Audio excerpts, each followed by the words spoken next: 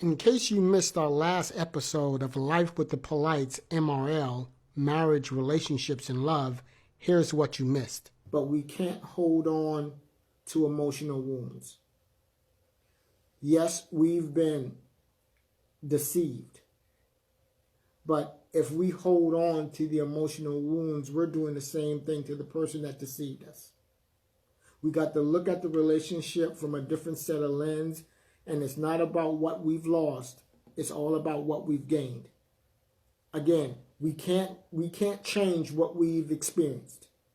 It's not about what we've lost anymore. It's all about how much we've gained now that we've experienced this and we've moved on to have a better way of knowing how to see people. And what a lot of the times we gain from a lot of this is that we learn how to listen to people. When we go through an experience so trying,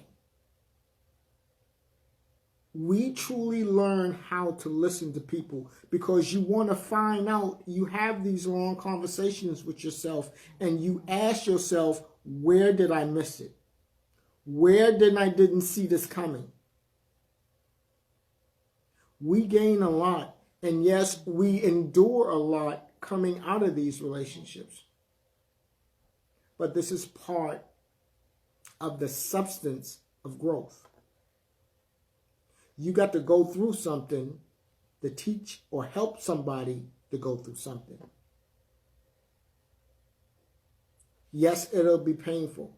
Yes, the part of being deceived and knowing that someone deliberately came into a relationship to sabotage you while they were trying to leave the love behind that rejected them. It's twofold. It can go two different ways. We got to always also control the story behind the rebound relationship. We have to control the story. It's our narrative. Now, we've discovered that this person deceived us. It's not about them no more. It's not about him. It's not about her. We have to control the narrative. We have to control what comes after the breakup. We have to control the narrative.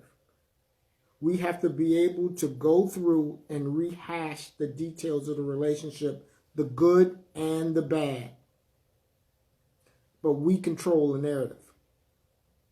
We control the narrative. And we do that, again, by seeking better in our life.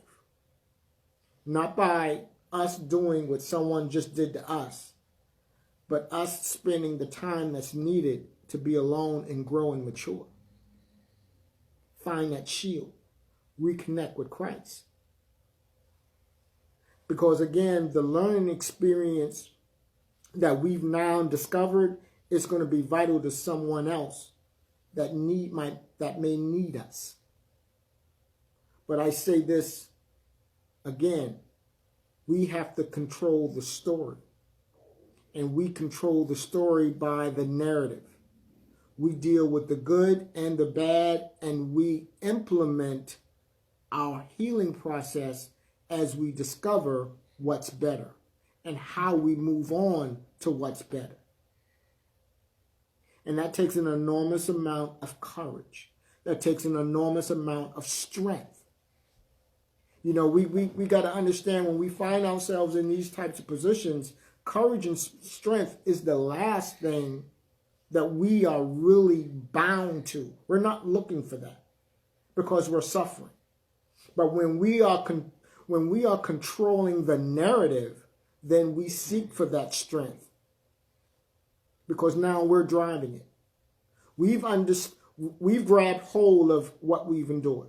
I got that. You were deliberate. I got that. But now it's time for us to take the narrative, reform the narrative, and for us to move.